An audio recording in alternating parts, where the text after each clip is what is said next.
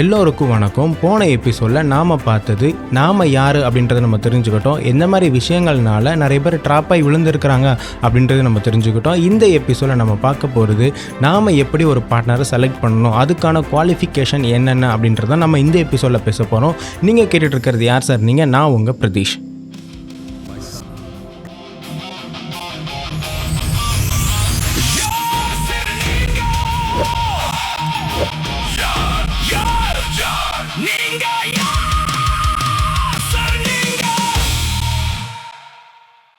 நம்ம ஒரு பார்ட்னரை சூஸ் பண்ணுறதுக்கு முன்னாடி தேவன் நமக்கு என்ன பண்ணார், நம்மளை சூஸ் பண்ணுறதுக்கு அவர் மொதல் ஸ்டெப்பு என்னதை எடுத்து வச்சார் அப்படின்றத நம்ம பார்க்கணும். அதில் மொதல் ஸ்டெப் என்னன்னு பார்த்தீங்க அப்படின்னா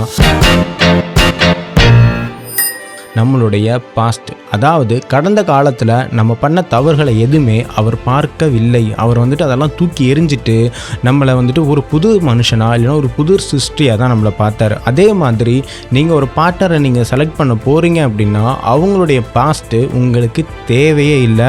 அதை நீங்கள் பார்க்கணுன்ற எந்த ஒரு அவசியமும் இல்லை. நீங்கள் பார்க்க போகிறது ஒரு புது சிருஷ்டி, ஒரு புது மனுஷன்.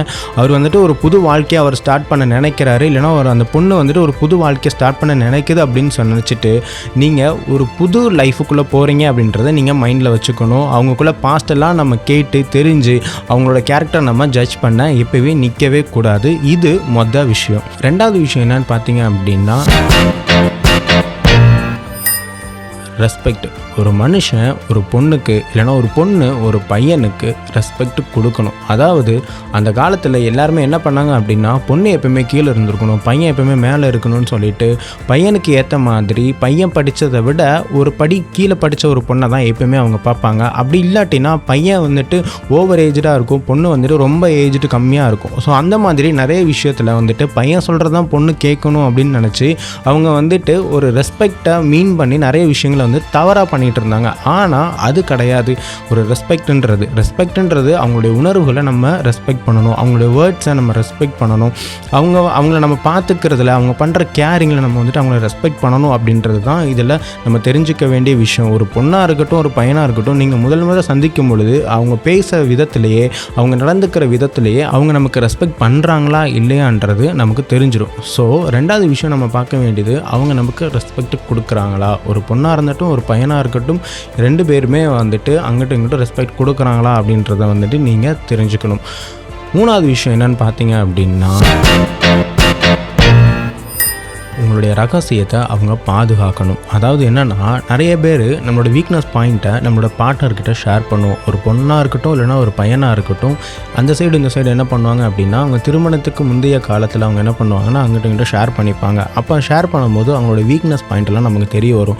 தெரிய வர ஒரு வீக்னஸ் பாயிண்ட்டாக இருக்கட்டும் இல்லைனா அவங்க ஒரு ரகசியமாக ஒரு விஷயத்தை உங்ககிட்ட சொல்கிறாங்க அப்படின்னா அதை நீங்கள் வேறு யார்கிட்டையுமே ஷேர் பண்ணாமல் பாதுகாக்க வேண்டியது உங்களுடைய கடமையாக இருக்குது. ஏன் அப்படின்னா பைபிளில் சிம்சோன் அப்படின்ற ஒரு மாபெரும் ஒரு பலசாலி தன்னுடைய வீக்னஸ் பாயிண்ட்டை தான் நேசித்த ஒரு பொண்ணுக்கிட்ட என்ன பண்ணார் அப்படின்னா சொல்லிட்டார். சொன்னதுனால அவருடைய லைஃபே ஒரு நரகமாக மாறிடுச்சு. ஸோ அந்த மாதிரி விஷயத்தில் நம்ம போகாமல் இருக்கணும் அப்படின்னா ஒரு பொண்ணாக இருக்கட்டும் ஒரு பையனாக இருக்கட்டும் அவங்களுடைய ரகசியங்களையும் சரி அவங்களுடைய வீக்னஸ் பாயிண்ட்டையும் சரி மற்றவங்க கிட்ட ஷேர் பண்ணாமல் பார்த்துக்கணும். நாலாவது பாயிண்ட் என்னன்னு பார்த்தீங்க அப்படின்னா முழுக்க உங்களை பிடிச்சி வர ஒரு பார்ட்னராக இருக்கணும். நான் எங்கள் அம்மா சொன்னாங்க அதனால தான் நான் உங்ககிட்ட பேசுகிறேன், எங்கள் அப்பா சொன்னாங்க அதனால தான் நான் உங்ககிட்ட பேசுகிறேன்னு சொல்லிட்டு குடும்பத்துக்காகவும் இல்லைனா வேற ஒரு நபருக்காகவும் உங்களை செலக்ட் பண்ணுற ஒரு பார்ட்னர் உங்களுக்கு தேவையே இல்லை. அதனால் நீங்கள் ஒரு பார்ட்னர் நீங்கள் செலக்ட் பண்ணும்போது அவங்க சொல்கிற ஒரு விஷயம் இந்த மாதிரி இருந்துச்சு அப்படின்னா அது உங்களுக்கு உங்களோட லைஃப்பில் அவங்க உங்களை நேசிப்பாங்களா இல்லையான்றதுல எந்த ஒரு கேரண்டியுமே கிடையாது. அதனால் முழுக்க உங்களை பார்த்து இல்லைனா உங்களை பிடிச்சி வர ஒரு கேரக்டர் மட்டுமே நீங்கள் அக்செப்ட் பண்ணுங்கள். எடுப்பில் எங்கள் அப்பா சொன்னார் அதனால் நான் உங்களை கெட்டிக்கிறேன் இல்லைனா எங்கள் அம்மா சொன்னாங்க நான் உங்களை கெட்டிக்கிறேன்னு சொல்லிட்டு யாராவது வந்தாங்க அப்படின்னா நீங்கள் அவங்கள அவாய்ட் பண்ணுறது நல்லது. ஸோ அஞ்சாவது விஷயம் என்னென்னு பார்த்தீங்க அப்படின்னா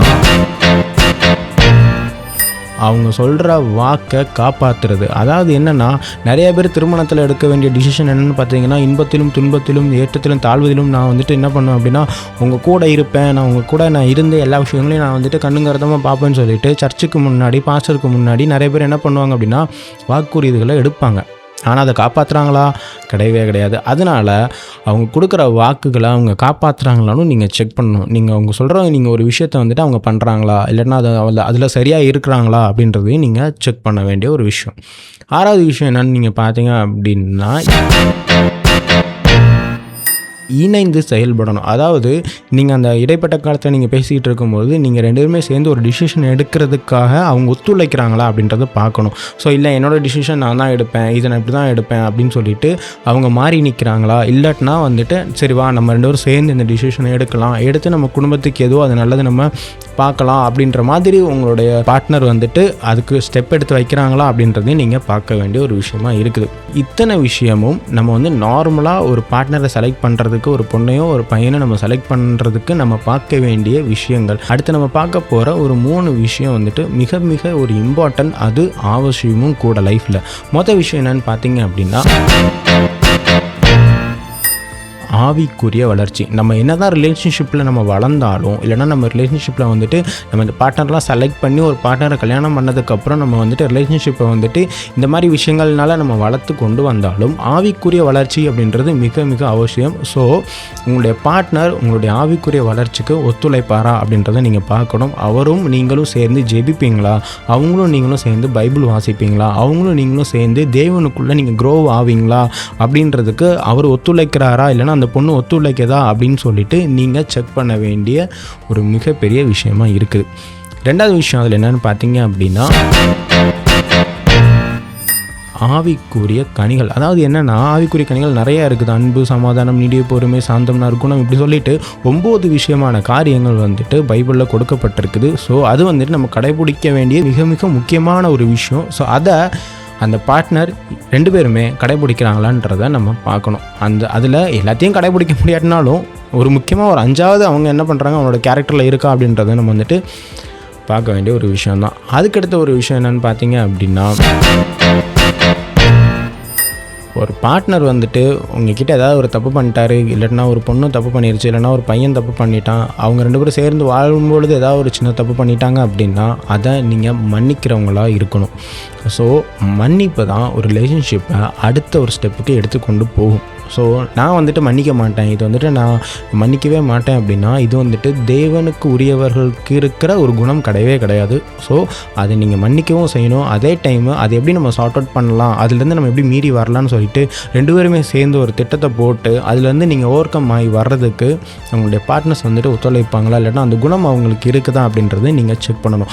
ஸோ இத்தனை வகையான ப்ராசஸ் கழிஞ்சு நீங்கள் ஒரு பார்ட்னரை சூஸ் பண்ணீங்க அப்படின்னா தேவன் உங்களை ரொம்ப அற்புதமாக வழி நடத்துவார். அந்த பார்ட்னருக்கும் உங்களுக்கும் வந்துட்டு சம்டைம்ஸ் ஏதாவது ஒரு சண்டை வருது அப்படின்னா ஒன்று அவங்க உங்களை சமாதானப்படுத்துவாங்க, இல்லைன்னா இவங்க வந்து உங்களை சமாதானப்படுத்துவாங்க, ஒருத்தவங்க மன்னிப்பாங்க, ஒருத்தவங்க அன்பாக இருப்பாங்க.